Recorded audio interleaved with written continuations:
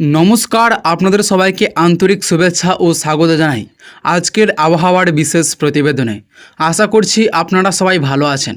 আজকের এই প্রতিবেদনে আমরা বিস্তারিতভাবে আলোচনা করব পশ্চিমবঙ্গের বর্তমান আবহাওয়ার পরিস্থিতি, বর্ষাকালের প্রভাব, বিভিন্ন জেলার সম্ভাব্য আবহাওয়া, কোথায় কোথায় বৃষ্টির সম্ভাবনা রয়েছে, কোথায় বজ্রবিদ্যুৎ সহ বৃষ্টি হতে পারে, কোথায় ভারী বর্ষণের আশঙ্কা রয়েছে এবং আগামী কয়েকদিনের আবহাওয়ার সম্ভাব্য চিত্র নিয়ে চলুন শুরুতেই জেনে নেওয়া যাক রাজ্যের সার্বিক আবহাওয়ার অবস্থা। বর্তমানে বর্ষাকাল সম্পূর্ণভাবে সক্রিয় রয়েছে। বঙ্গোপসাগর থেকে প্রচুর পরিমাণে জলীয় বাষ্প পশ্চিমবঙ্গের দিকে প্রবেশ করেছে। তার ফলে রাজ্যের বিভিন্ন প্রান্তে মেঘের আনাগোনা অব্যাহত রয়েছে। দিনের শুরুতে অনেক জায়গায় আকাশ আংশিক মেঘলা থাকলেও বেলা বাড়ার সঙ্গে সঙ্গে মেঘের পরিমাণ বৃদ্ধি পেতে পারে। দুপুর থেকে বিকেলের মধ্যে একাধিক জেলায় বৃষ্টি শুরু হওয়ার সম্ভাবনা রয়েছে। সন্ধ্যা এবং রাতের দিকেও অনেক এলাকায় বিক্ষিপ্তভাবে বৃষ্টি চলতে পারে। দক্ষিণবঙ্গের কলকাতা, হাওড়া, হুগলি, উত্তর চব্বিশ পরগনা, দক্ষিণ চব্বিশ পরগনা, নদিয়া, মুর্শিদাবাদ, পূর্ব বর্ধমান, পশ্চিম বর্ধমান, পূর্ব মেদিনীপুর, পশ্চিম মেদিনীপুর, ঝাড়গ্রাম, বাঁকুড়া, পুরুলিয়া এবং বীরভূম জেলায় হালকা থেকে মাঝারি বৃষ্টির সম্ভাবনা রয়েছে। কিছু এলাকায় অল্প সময়ের জন্য ভারী বৃষ্টিপাত হতে পারে। বজ্রবিদ্যুৎ সহ দমকা হওয়ার সম্ভাবনাও উড়িয়ে দেওয়া যাচ্ছে না।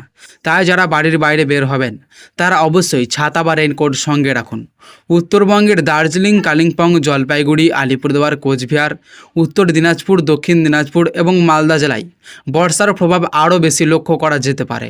পাহাড়ি এলাকায় মাঝে মধ্যে ভারী থেকে অতি ভারী বৃষ্টির সম্ভাবনা রয়েছে। পাহাড়ি রাস্তায় কুয়াশা, পাথর গড়িয়ে পড়া বা ছোটোখাটো ধসের আশঙ্কা থাকায় ভ্রমণকারীদের বিশেষ সতর্ক থাকার পরামর্শ দেওয়া হয়েছে। বর্ষাকালে একটি বড় বৈশিষ্ট্য হলো আবহাওয়ার দ্রুত পরিবর্তন। সকালে রোদ থাকলেও দুপুর বা বিকেলের দিকে হঠাৎ করেই কালো মেঘ জমে বৃষ্টি শুরু হতে পারে। আবার কোথাও কিছুক্ষণ ভারী বৃষ্টি হওয়ার পর আবহাওয়া স্বাভাবিক হয়ে যেতে পারে। তাই দিনের বিভিন্ন সময়ে আবহাওয়ার পরিবর্তনের দিকে নজর রাখা খুবই গুরুত্বপূর্ণ। বজ্রপাতের সময় কখনো খোলা মাঠে দাঁড়িয়ে থাকবেন না। বড় গাছের নিচে আশ্রয় নেওয়া থেকে বিরত থাকুন। নদী, পুকুর বা জলাশয়ের কাছাকাছি থেকে দূরে থাকুন।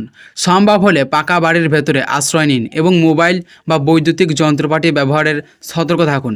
ভারী বৃষ্টির কারণে শহরের নিচু এলাকায় জল জমতে পারে। কলকাতা সহ বিভিন্ন এলাকায় সাময়িকভাবে জলাবদ্ধতার সৃষ্টি হতে পারে। ফলে যান চলাচল ধীর হয়ে যেতে পারে এবং অফিস টাইমে অতিরিক্ত যানজটের সম্ভাবনা রয়েছে।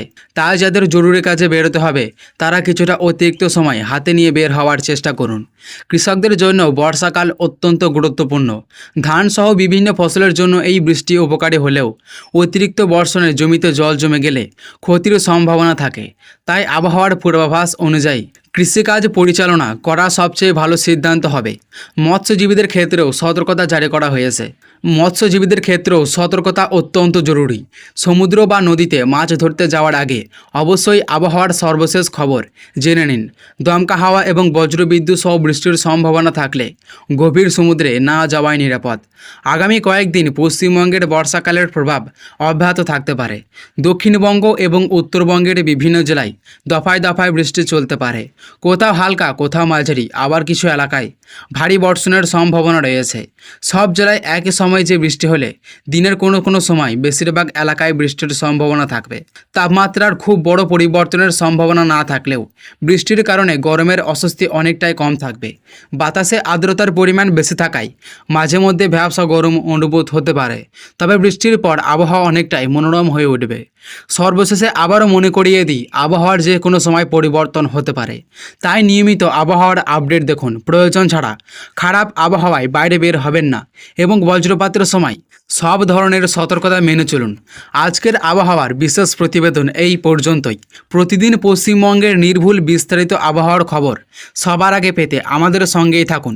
ভিডিওটি যদি ভালো লেগে থাকে তাহলে অবশ্যই একটি লাইক করবেন, বন্ধুদের সঙ্গে শেয়ার করবেন এবং এখনও যদি আমাদের চ্যানেলটি সাবস্ক্রাইব না করে থাকেন তাহলে এখনই সাবস্ক্রাইব করে পাশে থাকা বেল আইকনটি চাপতে ভুলবেন না।